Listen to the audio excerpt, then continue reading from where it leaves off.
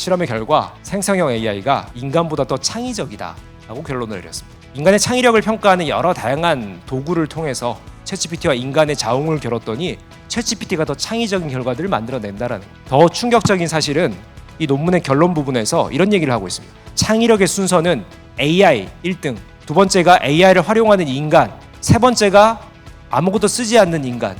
여러분들은 몇 순위입니까?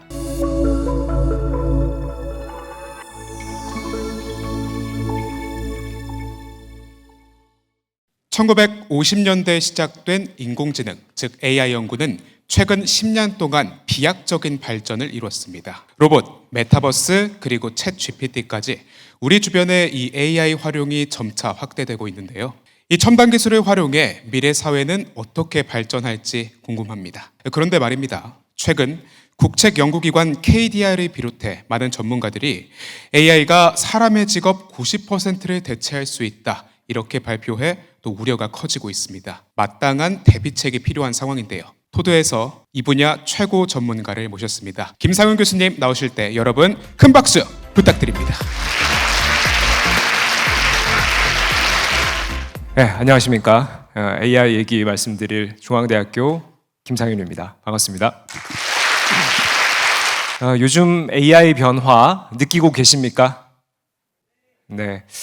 AI가 이끌고 있는 이 세상의 변화, 저는 거대하다라는 표현으로는 좀 아쉽습니다. 여러분들께 느낌을 전달드리기에는 거대하다라는 표현보다는 과격한 변화가 진행되고 있다. 이것이 오히려 실제 느낌을 더 잘 전달드릴 수 있는 표현인 것 같습니다. AI 기술이 역사가 70년이 됐습니다. 자, 그런데 최근 들어서 이 변화의 속도도 엄청나게 빠르고요. 이 변화의 폭도 엄청나게 급진적인 성장들을 하고 있고요. 세상에 끼치는 영향이 우리 여러 산업 영역에, 여러분들 일상에 거대한 변화의 시작 지점에 와 있습니다. 얼마 전 노벨상 수상자 여러분들 면면을 한번 보시면은 노벨 물리학상, 화학상 수상자로 바로 AI 분야 연구자들이 선정이 됐죠. 실제로 이 노벨위원회는요, 수년 전부터 AI 수상자들이 하마평에 오르기도 했었습니다. 자, 그런데 매번 수상을 안 시키더니 올해 기어코 AI 분야에서 물리학상과 화학상을 가지고 왔습니다. 이게 어떤 변화냐면요, 결국 기초과학 분야에 AI가 영향을 끼치기 시작했다. 이제는 우리가 산업, 일상을 넘어서서 기초, 원천 기술 영역에까지도 AI가 그 영향력을 확대하고 있습니다. 노벨 물리학상 수상자를 보시면은 존 호필드 물리학 분야에 계신 교수님과 함께 제프리 힌튼이라고 하는 전 토론토대 교수님이 수상을 하셨는데요. 이 제프리 힌튼 교수는요, 실제로 물리학을 연구하신 분이 아니라 우리가 이제 소위 딥러닝의 아버지라고 불리는 분입니다. 우리 인공지능 역사상 지금 현재 인공지능의 데이터 학습의 가장 주도적인 방법론이 바로 딥러닝 방법론이고요. 인간의 뇌를 모방한 것이죠. 이것이 사실 1980년대부터 주류로 자리 잡게 되었고 2000년대 꽃을 피우게 되었죠. 바로 그것에 혁혁한 공을 세우신 분이 제프리 힌튼 교수님이고, 이 딥러닝의 여러 다양한 접근법들이 실제 물리학이나 화학, 생물학과 같은 기초과학 영역에 인간이 해결하지 못한 난제들을 극복하는 데 활용되면서 이 딥러닝이라고 하는 영역이 기초과학에도 엄청난 공을 세우고 있고, 이번에 노벨상으로 그 결과가 돌아가게 된 것 같습니다. 그로부터 며칠 후 노벨 화학상 수상자, 좀 더 특이한 사건이 발생했죠. 우리가 이제 노벨상이라고 하면 대부분 학자들이 받는데요, 이번 노벨 화학상은 기업인들이 받았습니다. 여러분 뉴스에서 보셨겠죠? 구글의 딥마인드라고 하는 연구소의 데미스 하사비스 소장, 그리고 한 수석 연구원이 다른 교수님 한 분과 함께 노벨 화학상 공동 수상을 했는데요. 도대체 이 구글의 딥마인드의 이 직원들이 어떤 공을 세웠길래 노벨 화학상을 받았냐면요, 바로 알파폴드라는 기술 덕분입니다. 7년 전에 탄생한 기술이고요. 이게 뭐 하는 기술이냐면요, 여러분들 몸에 있는 단백질의 구조를 3D로 예측해주는 인공지능 기술입니다. 우리 몸의 단백질 구조를 밝힌다는 게 얼마나 중요한 우리 인간의 과업인지 아마 여러분들 잘 알고 계실 겁니다. 신약 개발을 할 때도 우리 몸의 단백질과 신약의 주요 성분들이 어떤 기전을 발휘하느냐. 바로 이것이 신약 후보 물질을 발굴하는 과정의 중요한 단계이죠. 의학 산업도 그렇고요. 생물학도 그렇고요. 이 세상 만물의 생명체의 근원이라고 할 수 있는 단백질 구조를 밝히는 것은 이 모든 영역의 기초가 되는 분야이자 인간의 정말 원천적인 영역이죠. 인간이 인간 몸에 있는 단백질 구조를 밝히려고 열심히 수십 년간 애를 썼는데요. 실제로 과학자들이 열심히 연구를 했음에도 불구하고 우리 몸의 단백질을 약 14%까지밖에 밝히지 못했습니다.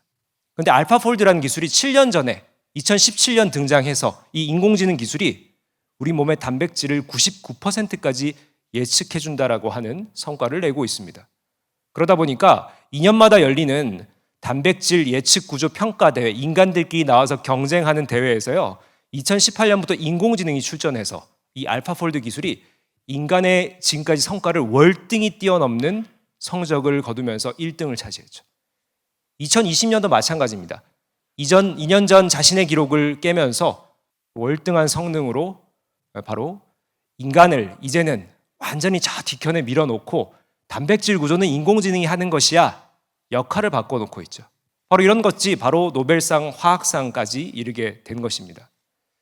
자, 이처럼 우리가 이제 인공지능은 단순히 과학기술 영역이 아닙니다. 우리 세상을 변화시키는 아주 중요한 수단이자 어떻게 보면 공기와도 같은 존재가 되었습니다. 이런 변화가 어떻게 진행되고 있고 우리 산업 영역에 또 어떤 영향력이 있는지 오늘 짧은 시간이지만 좀 소개를 드리도록 하겠습니다. 이게 이제 기획하시는 분들께서 제목을 아주 멋있게 잡아주셔가지고 저도 그대로 사용을 하게 됐는데요. AI 시대가 가져올 섬뜩한 미래. 뒷부분에 좀 섬뜩한 사례들도 좀 가지고 왔으니까요. 끝까지 경청해 주시기 바랍니다. 본격적으로 들어가 보도록 하겠습니다. 우리가 인공지능 분야 하면은 최근 들어서 생성형 인공지능 분야가 주도하고 있죠. 다만 인공지능 역사는 우리 학계에서는 70년 역사를 가지고 있습니다. 1950년 영국의 수학자 앨런 튜링으로부터 시작이 됐죠. 앨런 튜링 박사는 Computing Machinery and Intelligence, 컴퓨터 기계와 지능이라는 논문을 발표하면서 바로 인공지능, 기계지능이라는 용어를 처음으로 세상에 등장을 시켰죠. 그가 이 논문에서 주장한 것은 기계가 지능을 가질 수 있는데 이 지능을 우리가 어떻게 테스트할 거냐? 바로 인간과 대화를 나누는 방법을 통해서 그 인간이 이거 인간 아니야? 기계 아닌 것 같은데? 라고 착각을 하면은 이 기계는 지능을 갖고 있다 라고 정의를 했고 이 테스트 방법을 튜링 테스트라고 명명했습니다. 여러분들 영화 이미테이션 게임 보셨나요? 이미테이션 게임의 이 영화의 소재가 바로 앨런 튜링 박사의 튜링 테스트고요. 그 주인공이 앨런 튜링 역할을 하고 있죠. 바로 1950년부터 기계가 지능을 가질 수 있고 이 지능을 테스트하는 방법을 연구한 것이 우리 인류의 인공지능 역사의 시작이었습니다. 다만 70년 역사상 얼마나 많은 우여곡절이 있었겠습니까? 실제로 인공지능 연구 분야에서는요. 2번의 겨울과 3번의 봄이 있었다. 지금 현재 여러분들은 3번째 봄을 맞이하고 있고요. 그간 여러 다양한 방법론들이 갑론을박 여러 학파가 나뉘기도 했고요. 우리 인간의 지식을 어떻게 담을까? 알고리즘에 대한 연구뿐만 아니라 어떻게 인공지능을 정의해야 할까? 다양한 접근법과 의견들이 논의되는 과정에서 지금과 같은 인공지능 성과를 거두게 되었습니다. 바로 생성형 인공지능이죠. 2010년대에 우리 인류는 본격적으로 생성형 인공지능 시대를 맞이하게 되었습니다. 생성형 인공지능, 제너러티브 인공지능 AI라고 하죠. 우리가 인간의 창작이라고 하는 것을 인공지능이 대신한다. 생성이라는 단어를 쓰고 있죠. 글을 쓰는 인공지능, 그림을 그리는 인공지능, 영상을 만들어주는 인공지능. 실제로 우리가 선입견적으로 인간만이 창작의 동물이다라고 알고 계시잖아요. 이제는 그 선입견을 깨셔야 합니다. 인공지능도 우리 창작의 경쟁자가 될 수 있고 협력자가 될 수 있습니다. 대표적인 서비스가 바로 챗 GPT죠. 2022년 11월 출시된 챗 GPT는 오픈 AI라고 하는 작은 연구소에서 발표된 서비스입니다. 인간의 거대한 언어 데이터를 학습해서 인간의 언어를 해석하고 창작하는 서비스죠. 주로 채팅을 기반으로 일어나기 때문에 챗 GPT라는 이름이 붙은 겁니다. 실제로 이 GPT가 얼마나 많은 인간의 언어 데이터를 학습했을까? 혹시 여러분 들어보셨나요? 데이터를 얼마나 많이 학습했을까? 실제 오픈 AI는 테크니컬 리포트를 통해서 이 데이터 학습량을 밝힌 적이 있는데요. 약 5조 개의 문서를 학습했다. 3천억 개의 토큰이라고 하면 우리가 단어로 치환해서 생각해 보시면 됩니다. 3천억 개 단어를 가지고 전 세계 언어를 학습했다라고 밝히고 있습니다. 이게 얼마나 거대한 데이터입니까? 제가 평생 연구자로서 보고서나 논문을 주로 읽는 사람인데 정말 평생 열심히 연구를 해도 10만 편의 논문이나 보고서를 못 읽고 죽을 것 같아요. 근데 이 GPT는요, 5조 개의 문서를 아주 단기간에 학습을 했습니다. 얼마나 언어 감각이 뛰어나겠습니까? 기본적으로 챗 GPT는 말을 참 잘해요. 아마 여러분들 쓰고 계시죠? 작문 능력이 너무나 뛰어납니다. 혹시 여기 계신 분들 중에 저처럼 이공계 출신 분들이 계신다라고 하면은 이공계 출신 평균보다도 훨씬 글발이 좋습니다. 물론 인문계 출신 분들, 글 잘 쓰신 분들 계시죠?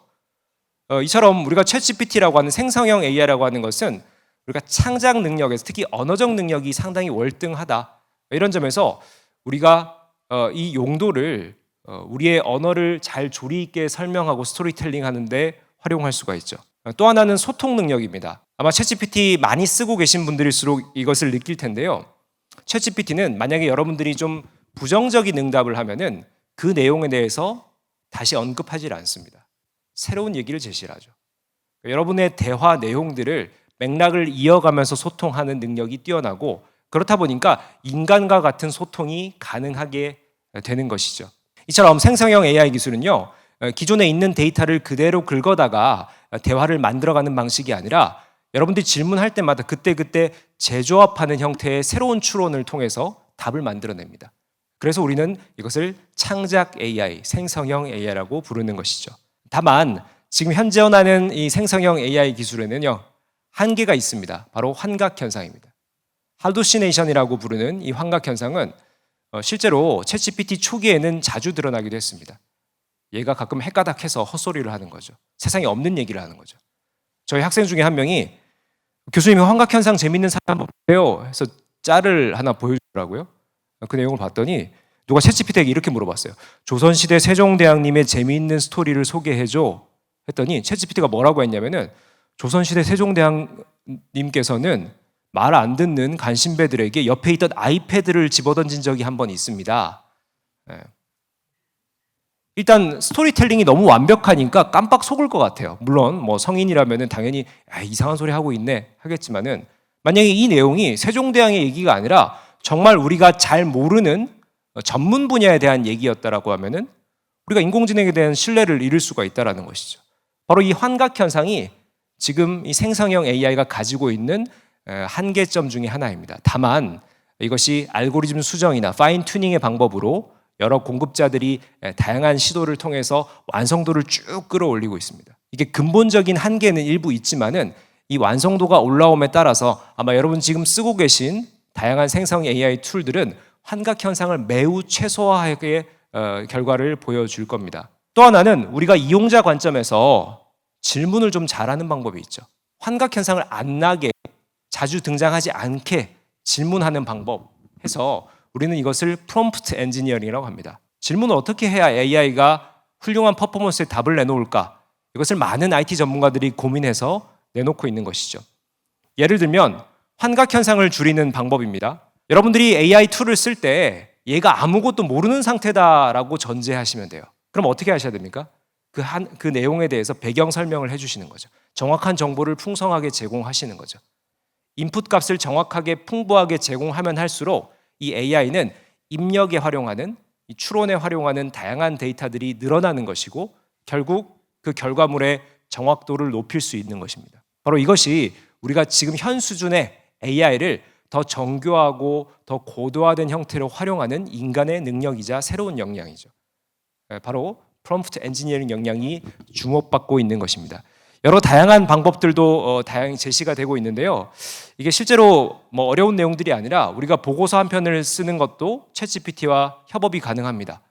이럴 때는 먼저 큰 질문을 던져요. 그러면 얘는 여러 가지 갈래의 방향을 얘기를 해줄 겁니다.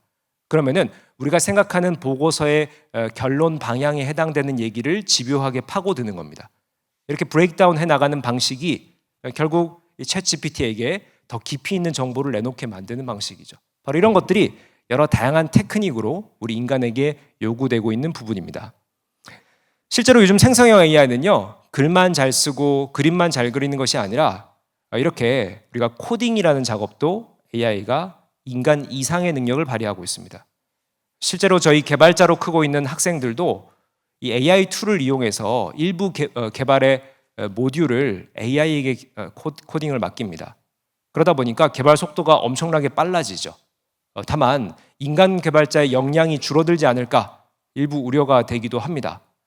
실제로 실리콘밸리의 많은 개발 기업들은요, 요즘 개발자들을 해고하는 기업들도 있습니다. 왜냐하면 AI 개발 툴을 도입해 놓고 개발자 절반을 해고하고 나머지 개발자들에게 이 툴을 써서 개발하라라고 강요하고 있는 것이죠. 실제로 퍼포먼스는 더 잘 나오니까요. 이렇게 개발자들조차도 AI에게 일자리를 뺏기는 시대가 펼쳐지고 있는 것입니다. 결국 생성형 AI 분야는 글을 쓰고 코드를 짜고 그림을 그리고 영상을 만들고 인간의 어떤 창작 영역에 제한 없이 다양한 영역에서 인간을 침범하고 있고요. 우리는 이것을 이제 받아들여야 하는 시대가 됐다. 만약에 우리가 이것을 받아들이지 않는다면 AI와 우리는 경쟁자가 될 것이다. 이 말씀을 드리고 싶습니다. 그림을 그려주는 툴들도 상당한 수준으로 지금 퍼포먼스를 보여주고 있는데요. 스테이블 디퓨전, 달리, 미드저니 이런 툴들 아마 써보시면 깜짝깜짝 놀라실 겁니다. 앞에 보이는 그림은 달리라는 툴인데요. 입력창에다가 내가 그리고 싶은 그림에 대해서 설명을 했더니 이런 훌륭한 그림을 그려줍니다. 요즘 디자인 업계나 마케팅 업계가 이 생성 툴을 쓰지 않으면 퍼포먼스가 상대방에 비해서 현저히 떨어지는 상황들을 경험하고 있습니다. 그러다 보니까 이제는 인간의 창작 활동을 AI와 함께 해야 되는 이런 지금 시대를 맞이하고 있는 것이죠. 영상을 만들어주는 것도 마찬가지입니다. 여러 툴들이 나와 있는데 소라 AI라는 툴을 써보면은 우리가 영상을 만들고 싶은 내용을 AI에게 자세히 설명을 하면은 이것을 그대로 짧은 영상으로 만들어줍니다. 근데 이것의 퀄리티가 너무나 훌륭하기 때문에 실제 뉴미디어 업계에서는 짧은 영상을 만드는데 AI 툴을 적극적으로 활용하기 시작했습니다. 이것이 인간의 효율을 추구해주는 하나의 수단이 되는 것이죠. 이처럼 여러 영역에서 AI가 도입되는 과정에서 우리 업무의 모습도 바뀔 겁니다. 실제로 우리가 디지털 툴을 활용하기 시작한 지 한 20년 정도 흘렀습니다. 오피스 툴을 잘 쓰는 것도 여러분들의 실무 능력이죠. 다만 앞으로의 시대는 오피스 툴의 많은 기능들, 역할들이 AI로 대체될 겁니다.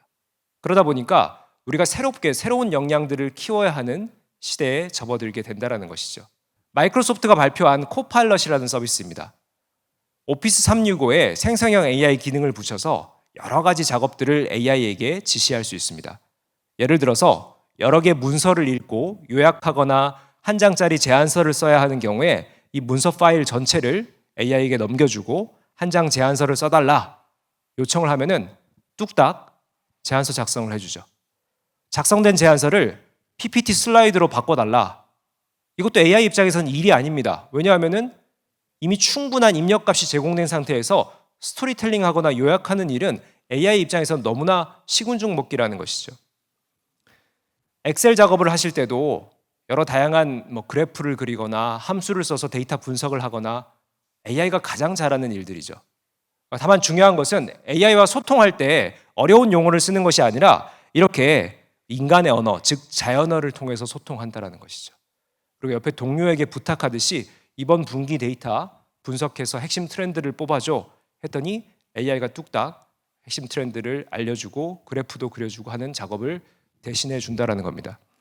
이처럼 AI가 여러 영역에 진출을 하기 시작하면서 우리의 일상생활뿐만 아니라 아마 기업의 우리 조직의 업무 방식들도 거대하게 변화할 것으로 보입니다. 실제로 오픈 AI가 재미있는 실험을 진행했는데요. 미국의 여러 사회 분야의 자격증을 대상으로 GPT-4에게 이 자격증 시험을 치르게 해봤어요. 대부분의 자격증에서 고득점을 받습니다. 빨간색 네모 쳐놓은 게 뭐냐면요, 미국 변호사 시험입니다. 인간 상위 10% 점수를 받아버렸습니다. 이 결과만 놓고 여러분들께 말씀드릴 수 있는 것은 AI 변호사는 탄생했습니다. 이렇게 말씀드릴 수 있죠. 물론 우리 사회에서 정말 AI 변호사가 탄생했다라고 인정하려면은 우리 법조계가 그걸 받아들여야 되고 법 제도가 제정돼야 되고 우리 사회가 이것을 받아들일 때가 AI 변호사가 탄생했다라고 말할 수 있는 시점이죠. 다만 기술적으로는 이제는 문제가 없다라는 부분을 팩트로 말씀을 드릴 수가 있는 거죠.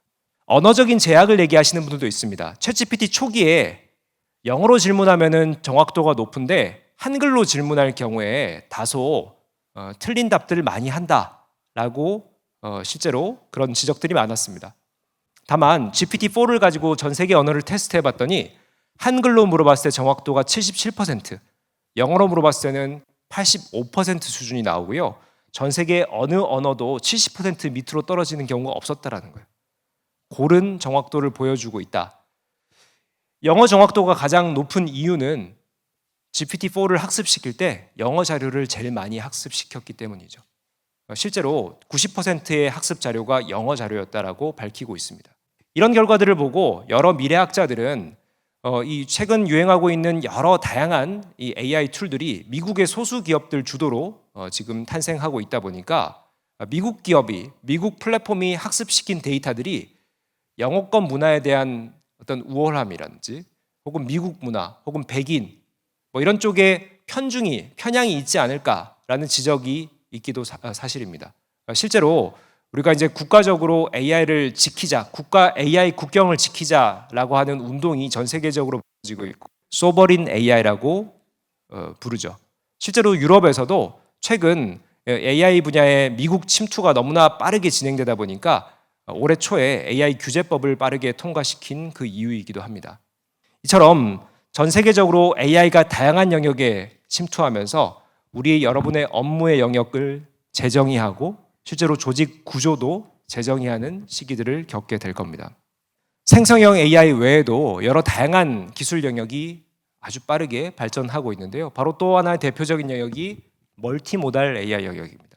멀티모달을 쉽게 설명드리자면은 AI가 멀티 능력을 가진 것이다 라고 설명드릴 수가 있을 것 같은데요. 하나의 AI 툴이 그림도 이해하고 영상도 이해하고 언어 텍스트도 이해하고 음성도 이해한다는 거예요. 우리 인간의 뇌에서 아주 자연스럽게 일어나는 다양한 정보의 조각들을 활용하는 이 과정을 AI도 똑같이 수행한다는 것이죠. GPT-4가 멀티모달 AI 기능을 탑재를 했었는데요. 이용자가 이 사진을 던져주고 질문을 합니다. 줄이 끊어지면 어떤 일이 생길까? GPT가 대답을 하죠. 풍선이 날아갈 거예요. GPT는 이 사진을 이해했고 영어 질문을 이해했고 그리고 줄이 끊어지면 풍선이 날아간다라고 하는 과학적인 상식을 어딘가에서 학습했다라는 것이죠. 이런 여러 지식의 조각들을 통합적으로 해석하고 활용하는 능력을 갖춰 나가는 것이 바로 멀티모달 능력입니다. 우리 인간의 능력에 비유하자면 통찰력과 유사하다라고 저는 말씀을 드립니다. 앞서 말씀드린 생성형 AI는 인간의 창작 능력을 대체하는 것이고요. 멀티모달 AI는 인간의 통찰력을 대체하고 있다. 결국 의사결정과 맞닿아 있죠. 실제 인공지능은 다양한 범주의 지식과 데이터들을 하나의 추론에 학습에 활용을 해서 인간의 인사이트와 같은 이 통찰력을 발휘하는 여러 영역들의 역할을 하게 될 것으로 보입니다. 바로 멀티모달 AI가 그것의 대표적인 방법론이자 기술이라고 할 수가 있겠습니다. 자, 그렇다면은 여러분들이 지금 짧게 기술 동향 여러 툴의 성능들 좀 살펴보셨는데 AI 특이점 공감하십니까? 거대한 변화가 느껴지십니까? 네, 그렇다면은 지금 어떤 양상으로 특이점이 벌어지고 있는지 좀 말씀드리도록 하겠습니다. 최근에 발표된 논문들을 좀 소개해드리면은 이 특이점에 대한 설명이 용이할 것 같습니다. 바로 지난달인데요. 스위스 로잔느 대학에서 발표한 논문입니다. 과연 AI가 창작 능력을 갖췄다라고 요즘 생성형 AI들이 얘기가 되고 있는데 도대체 인간의 능력을 넘어선 것일까?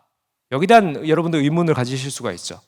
바로 실험을 진행했습니다. 그 결과를 말씀드리겠습니다. 생성형 AI가 인간보다 더 창의적이다라고 결론을 내렸습니다. 인간의 창의력을 평가하는 여러 다양한 도구를 통해서 챗GPT와 인간의 자웅을 겨뤘더니 챗GPT가 더 창의적인 결과들을 만들어낸다라는 겁니다. 더 충격적인 사실은 이 논문의 결론 부분에서 이런 얘기를 하고 있습니다. 창의력의 순서는 AI 1등, 두 번째가 AI를 활용하는 인간, 세 번째가 아무것도 쓰지 않는 인간. 여러분들은 몇 순위입니까? 이것이 위안이 될지는 모르겠지만은 논문 말미에 이런 얘기를 합니다. 가위바위보나 전략 시뮬레이션 게임만큼은 인간이 아직 앞서 있다. 별 위안이 안 되죠.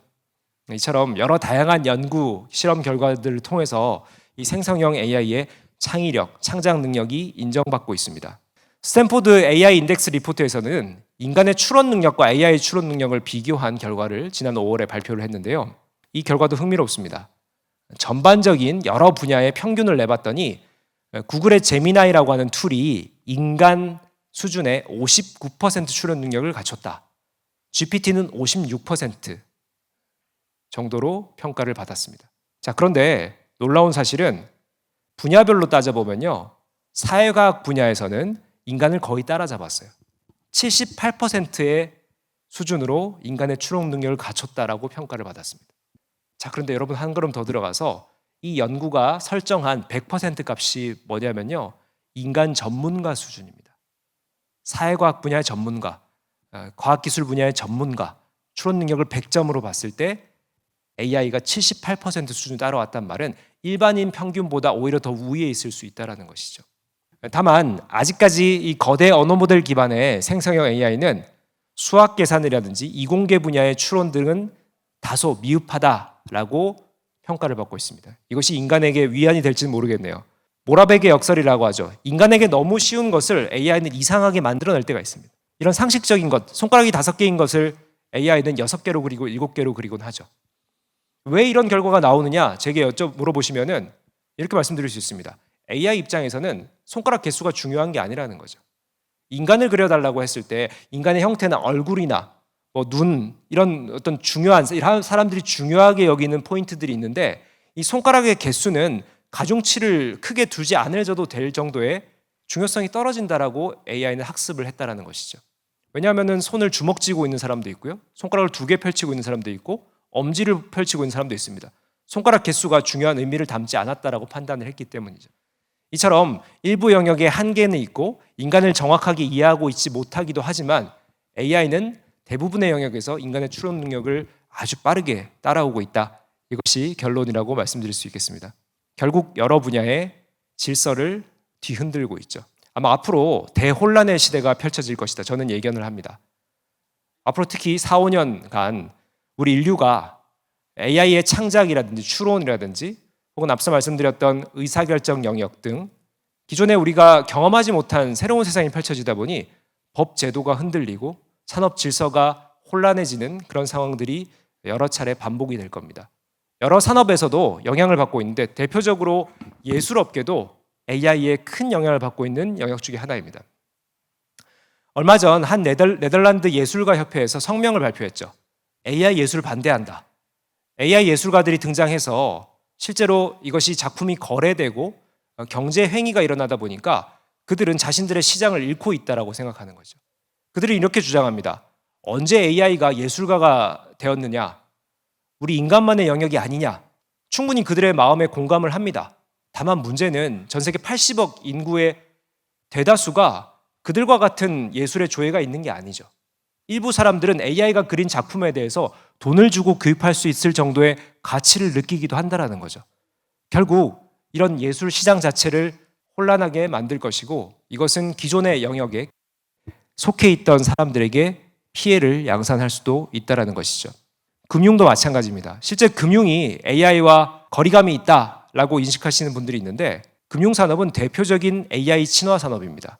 그 이유는 두 가지죠. 여러 산업들 중에 가장 정교하고 다양한 데이터를 활용하고 있죠. 데이터는 AI의 영양소입니다. 두 번째, 금융은 의사결정이 제일 중요한 산업입니다. 의사결정과 판단이라고 하는 것은 최근 생성형 AI가 가장 두각을 드러내는 분야입니다. 바로 이 두 영역이 합쳐져 있는 금융이 AI와 친화적일 수밖에 없다라는 것이죠. 많은 금융기관들이 최근 이 생성형 AI를 여러 영역에 시도하려는 노력들을 하고 있습니다. 아마 조만간 AI 뱅커가 탄생하는 시대가 올 것으로 예상을 합니다. 또 하나 로봇 산업의 변화도 거대하게 진행되고 있죠. 실제로 로봇 산업의 역사는 AI 분야보다 훨씬 더 오래됐습니다. 수백 년의 역사를 가지고 있는 로봇 분야에서 지금까지 로봇 산업을 주도하던 영역은 산업용 로봇이었죠. 우리 산업 현장에 가보면은 특히 우리나라에서 산업 로봇 활용도가 가장 큰 대표적인 국가입니다. 자동차를 생산할 때 로봇팔이 효율적으로 그리고 빠르게 제품을 생산합니다. 다만 우리가 자동차를 생산하는 로봇을 보고 인간 같아 라고 느낀 적은 한 번도 없으시죠? 자, 그런데 로봇이 AI와 만나면서 인간 같은 로봇이 등장하기 시작합니다. 바로 서비스 로봇 시대가 열린 것이죠. 로봇의 두뇌에 AI가 탑재되기 시작합니다. 그러다 보니 챗 GPT가 두뇌에 탑재된 것이다 이렇게 생각하시면 되고 소통혁명이 일어나죠. 여러분들의 말을 알아듣습니다. 그리고 이것을 로봇의 머신을 지배하는 과정을 통해서 여러분들이 원하는 바를 수행하죠. 이것이 바로 로봇 혁명이자 AI가 들어가서 특이점을 만들고 있는 변화입니다. Hey, figure one, what do you see right now? I see a red apple on a plate in the center of the table, a drying rack with cups and a plate, and you standing nearby with your hand on the table. 먹을 걸 달라는 부탁에 정확히 사과를 집어 건넸습니다. 이제 먹을 거라는 단어, eat라는 단어를 하고 연관성이 제일 높은 그걸 찾는 거예요. 이번엔 행동과 추론을 함께 요구해봤습니다. Can you explain why you did what you just did while you pick up this trash? Because it's the only edible item I could provide you with from the table. 쓰레기를 정확히 골라내 바구니에 담는 동작을 하면서도 과거의 자신의 행위에 대한 이유까지 설명해낸 겁니다. 실제 로봇의 역사상 1900년대 후반까지는 기계공학, 물리학, 생물학 등이 로봇 분야를 주도했죠. 왜냐하면 로봇에 있어서 가장 중요한 것은 구동기술, 움직임이었기 때문입니다. 그런데 이제 구동기술이라고 하는 것이 완성도를 아주 높여놨고요. 그 다음에 이제 로봇에는 소프트웨어 혁명이 일어나는 것이죠. AI가 두뇌에 탑재되기 시작합니다. 바로 이런 과정에서 정말 인간을 닮은 로봇, 인간과 소통하는 로봇이 등장하는 것이 바로 이 흐름이라는 것이죠. 아마 수년 내에 휴머노이드 로봇이 여러분들 집 곳곳에 배치가 될 것이다. 저는 이렇게 예측을 하는데요. 결국 로봇 산업을 바꿔놓는 것은 기존의 로봇 기계적인 요소가 아니라 바로 AI, 소프트웨어적인 요소가 이것을 주도하고 있다는 것이죠. 과학기술 영역에서도 AI가 급속도로 인간의 난제들을 극복하는 데 활용되고 있습니다. 앞서 서두에 말씀드렸던 바로 알파폴드 기술인데요. 노벨 화학상을 받은 대표적인 기술이죠. 알파폴드 기술이 인간의 몸의 단백질을 이렇게 3D 구조로 예측합니다. 실제로 인간 세상에서 다양한 훌륭한 과학자들이 2년마다 대회를 열어서 단백질 구조를 밝히기 위한 경쟁을 펼쳤습니다. 근데 그 성과가 매년 비슷하게 지지부진한 성과들을 보이다가 실제 인공지능이 대회 출전하자마자 인간 능력치를 월등히 뛰어넘죠. 알파폴드는 지금 3까지 나와 있는 상태고 완전히 여러 관련 산업들의 거대한 변화들을 이끌고 있습니다. 바로 대표적인 영역이 신약 개발, 제약 산업이죠. 실제 우리가 신약을 개발할 때 이 파이프라인이 한 20년 정도 소요가 됩니다.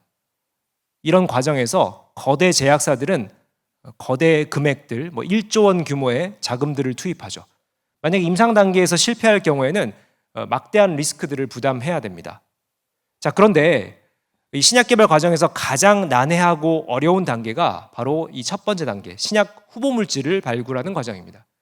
인간 과학자들이 실험실에서 자연에서 채취한 물질이나 화학에서 합성한 물질들을 단백질과 얼마나 잘 매칭이 되는지를 하나하나 테스트해 나가는 발품 파는 과정이죠. 이렇게 난이도가 높고 시간이 오래 걸리는 비효율적인 작업을 AI가 대체하고 있습니다. 특정 케이스의 경우에는 6주 만에 신약 후보 물질을 발굴하는 성과를 거두기도 했고요. 평균적으로 1년 정도 만에 이 단계를 완성합니다.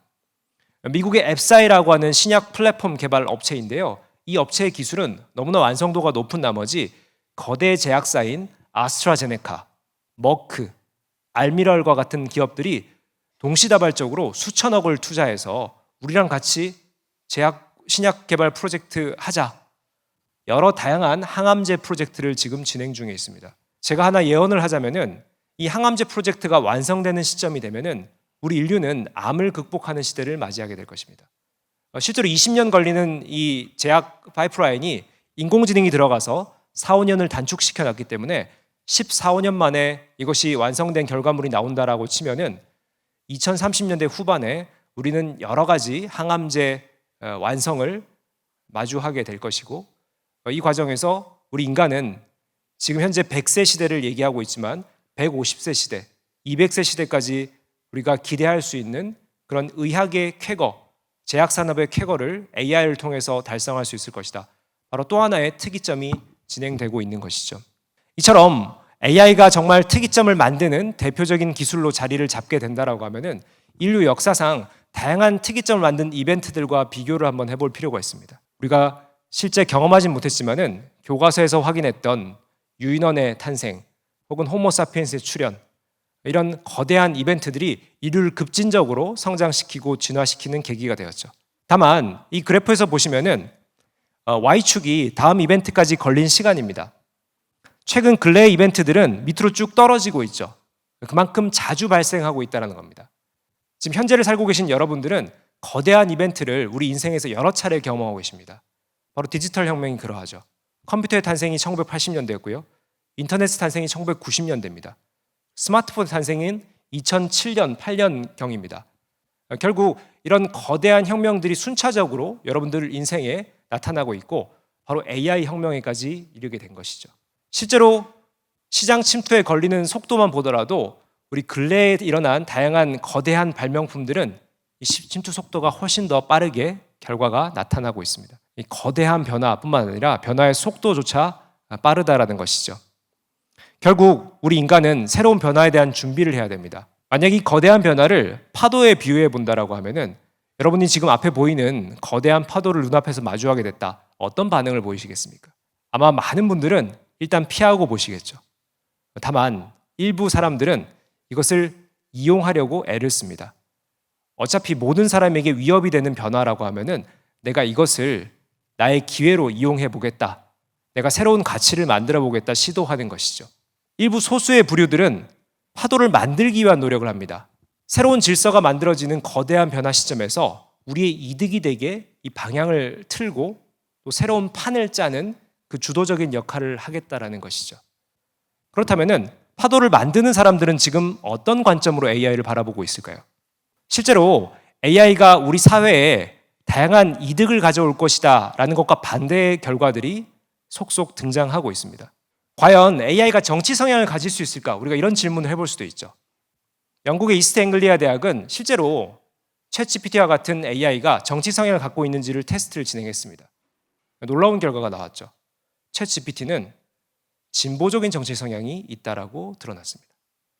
AI의 편견이 다양하게 밝혀지고 있는 지금 현실입니다. 오른쪽의 연구에서는 여러 그림 생성 툴들이 또 어떤 편견이 있느냐 여기에 대해서 연구를 했는데 재미있는 결과가 나왔습니다. AI 그림 툴들은 여성을 남성보다 적게 그리고 있고요. 흑인을 백인보다 적게 그리고 있고요. 여성의 표정을 좀 더 밝게 묘사하고 남성의 표정을 좀 더 진지하게 묘사한다라는 편견을 가지고 있다라고 밝혀졌습니다. 결국 AI 입장에서는 이 세상 전체를 이해하는 것이 아니라 인간이 부여한 데이터를 가지고 이해를 하죠.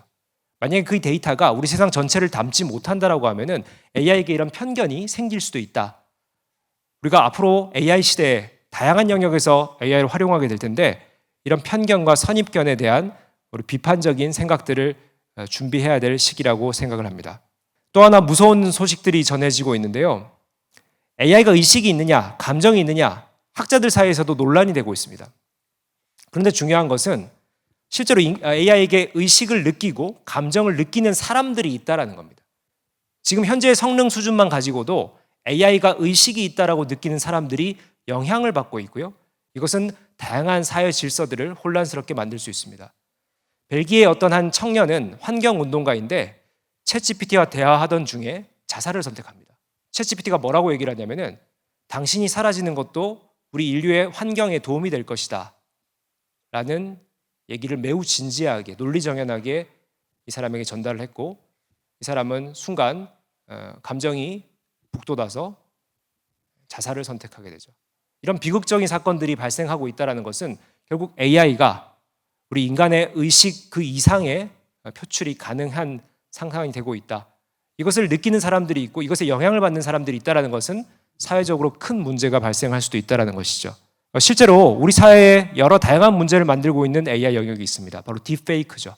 최근 국내 여중생, 여고생들이 얼굴을 도용당해서 성착취물에 쓰이기도 하는 등 이 딥페이크 문제가 사회적으로 심각한 여러 다양한 사건, 사고를 만들고 있죠.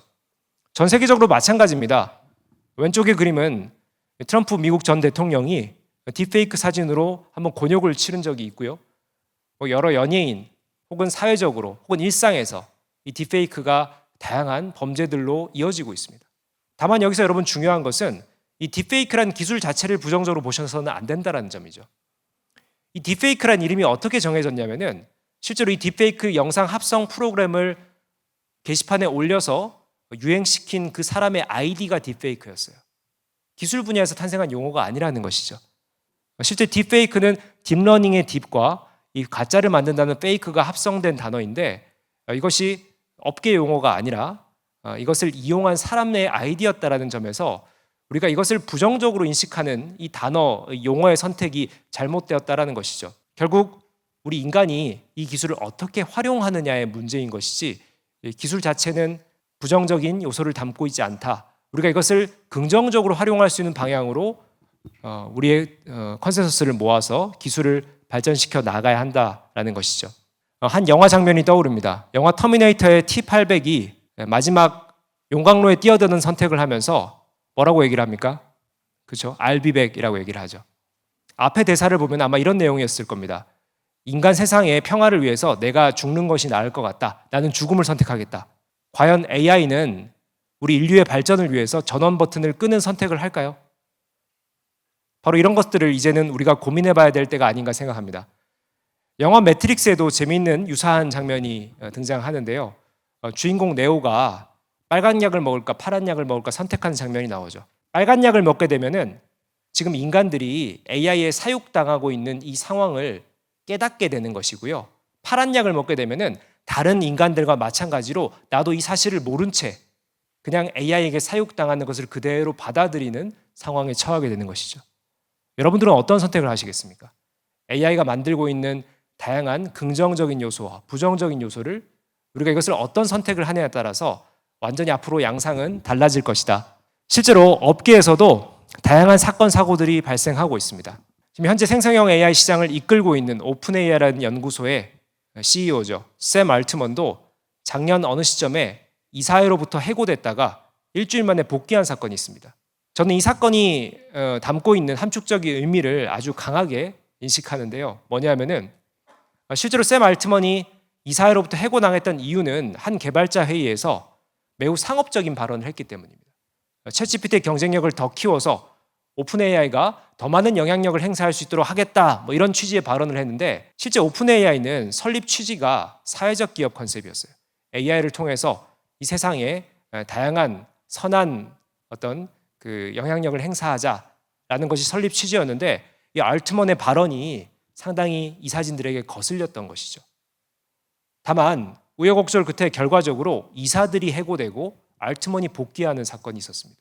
이것은 AI 분야를 주도하고 있는 오픈 AI조차도 사회적 기업을 포기하고 상업화 전선을 뛰어들었다. 이것은 우리 AI가 이제는 더 이상 인류를 위한 방향으로만 일방적으로 가는 것이 아니라 다양한 권력과 자본의 암투 속에서 AI의 새로운 질서가 형성될 가능성이 크다라는 것을 의미한다라고 저는 생각을 합니다. 결국 우리 디지털 특이점, AI 특이점 시대, 우리가 원하는 방향으로만 흘러가지 않을 겁니다.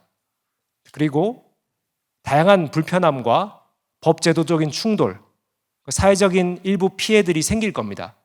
이런 거대한 변화에 목전에 와 있는 상황에서 우리 모두가 기술의 이점들을 살리기 위한 다양한 중지를 모으고 그리고 이 속에서 실제로 우리의 영향력을 더 키워나가고 우리의 경쟁력을 찾을 수 있는 방향 설정이 필요한 시간이 되었다라고 생각을 합니다. 오늘 강의 여기서 마치겠습니다. 감사합니다.